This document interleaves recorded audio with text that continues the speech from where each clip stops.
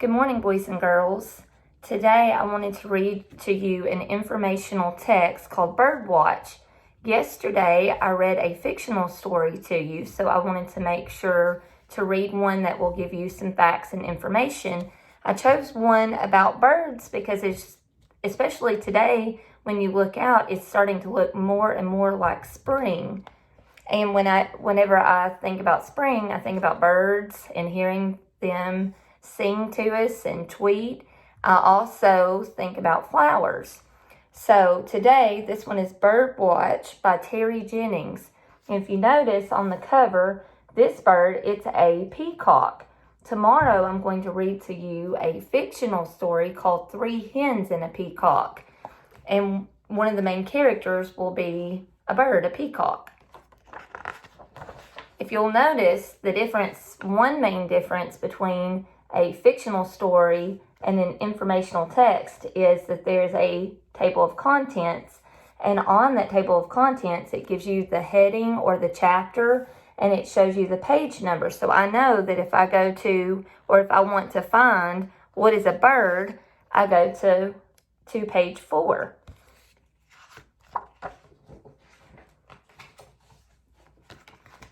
So on page 4, what is a bird? Birds live almost everywhere in the world.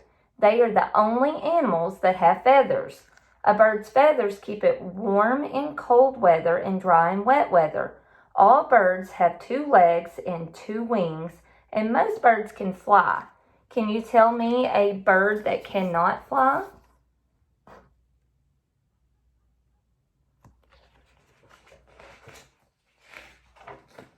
Beaks. A bird's mouth is called a beak. Different birds have differently shaped beaks. Birds that eat seeds have strong, thick beaks. Birds that eat insects have thin, pointed beaks. Hunting birds, such as owls and eagles, have hooked beaks. Here where I live in Beech Grove, we also have a lot of red-tailed hawks. That's also a hunting bird. Ducks, geese, and swans use their flattened beaks to sift food from the water. What do you think it means to sift? Think about if your mom or grandmother or aunt is in the kitchen and they are sifting flour with a sifter. It sorts out it sorts it out and it helps the bird find it easier. So he's having to go through and find exactly what he's looking for.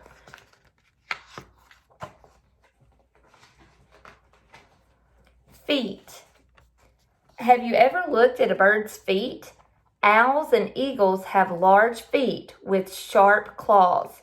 They use their feet to grab onto their prey. So prey, that's what they're hunting.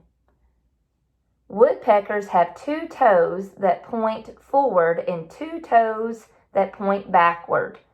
This helps them climb trees.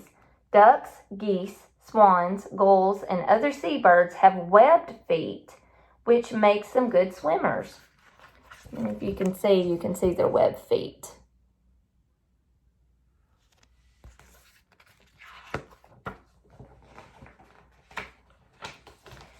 The colors of feathers tell us which bird they came from. Some feathers are small and soft. These feathers are called down, and they grow all over the bird's body.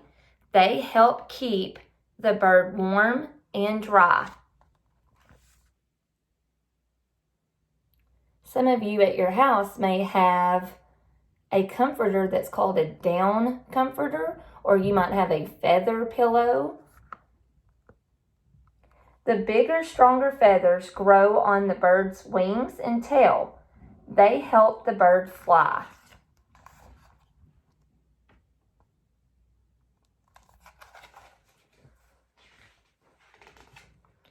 Flying. Different birds have differently shaped wings. Swallows have swept back wings for flying fast. Eagles have long, wide wings for soaring. So when they're soaring, they just look like they're floating through the air. It's so pretty to watch them. And owl's wings have An owl's wings are fluffy, so the owl does not make a noise when it is hunting at night. Some birds can't fly.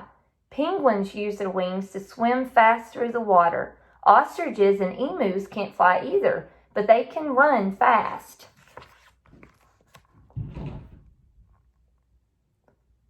Yesterday they were showing an aquarium in Chicago, and they were letting the penguins roam around in the hallways of the aquarium to see the other animals. So if you can find that video, check it out. It's really cute of the two penguins.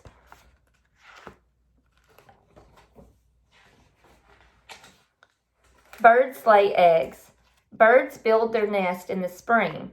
The mother bird lays eggs in the nest and then sits on her eggs to keep them warm. Boys and girls, should you touch eggs, if you were to see especially robin eggs, and they're really pretty and blue, and they look like they would be so much fun just to touch and handle, but if you ever see those, do not touch them, because then they will not lay. After 2 or 3 weeks, a baby bird hatches from each egg. Most baby birds are born blind and helpless. The mother and father birds feed the babies in the nest. That's something I did not know. I did not know that they were born blind. A few baby birds can run around and feed. They still need their mother to keep them warm and safe.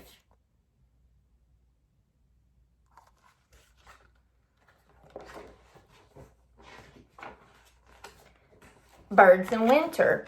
Some birds fly to warmer areas for the winter. Swallows and some geese and gulls do this. In the spring, when it is warm again, these birds fly back. I think it's so neat to watch the geese fly in the V. Other birds come near our homes in winter. We can feed these birds by putting out some of the foods that they like to eat, such as peanut butter and birdseed.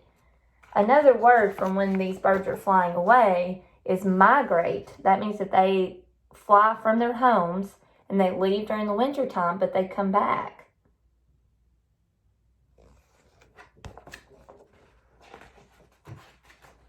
What do you think? Why does a bird need feathers? Boys and girls, why do birds need feathers? What do you think? Which part of a bird tells you what it eats? Do you remember that from me reading? Where do the birds with webbed feet live? When do birds build a nest?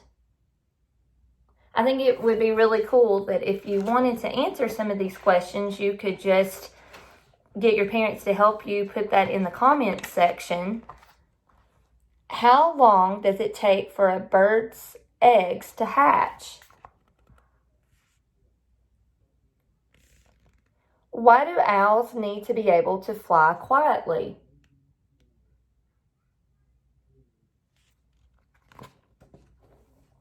Name some birds that can't fly.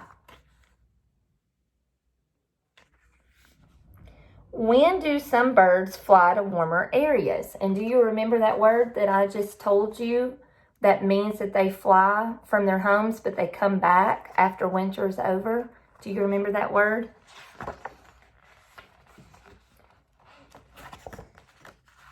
And I love that in an informational text, this is another feature or text feature, is that there's a glossary at the back of the book. So some of the words that were in bold print: claws, which means the hard, sharp nails on a bird's foot; hatch, which means to break out of an egg; prey, an animal that is hunted by another animal. And then here was this word that we talked about, and I compared it to sifting flour. Sift, to separate one thing from another. And webbed, joined together by flaps of skin. So a duck would have webbed feet. Another really cool thing about an informational text is that you'll have an index. So the first word on this index is baby birds. and it gives me the page 15. So if I go back to page 15, I'm going to learn about baby birds. So there's 15, and here's about baby birds. And this is where it was telling us that a baby bird is born blind and helpless, and that the mother has to care for the birds, the baby birds. Later today, one thing that I want to show you is how to make some food for hummingbirds. We keep this hummingbird feeder on our front porch, and it's really cool to get to see hummingbirds flutter up and drink nectar or drink their food from this hummingbird feeder. Another thing that's really neat is that if you have a bird house for birds, so that way you can leave, like it was talking about in the wintertime when they can't find their insects or the worms, that you can leave food for them. And that's also pretty cool to see. One thing that would be neat to do today that I'm going to have my kiddos do is, why don't you bird watch? Look and see if you can find a bird in your backyard or front yard today. Take a picture of that. Send it to me. I'd love to see it. If I find a bird, I'll send you a picture or post it. Or draw me a picture of a bird. That would be really neat too. Another thing that I noticed in this book, and this is something that we've been learning in class, is possessive nouns. There were a lot of possessive nouns in this book. Here's one. It says bird's body. Let's see if you can. So bird's body. The bird or the body belongs to the bird, and that's why we have to put that apostrophe S. It does not mean that there's more than one bird. It means that that body belongs to the bird. So that's something else that you could do today. You could list me some possessive nouns and what belongs to that possessive noun. So for example,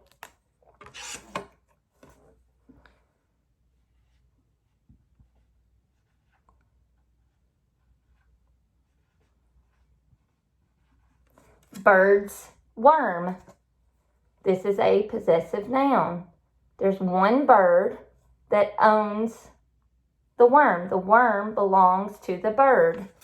And sorry that it's showing it as a reflection to you. But I hope you enjoyed the book today, and I can't wait to share another one with you tomorrow. Bye.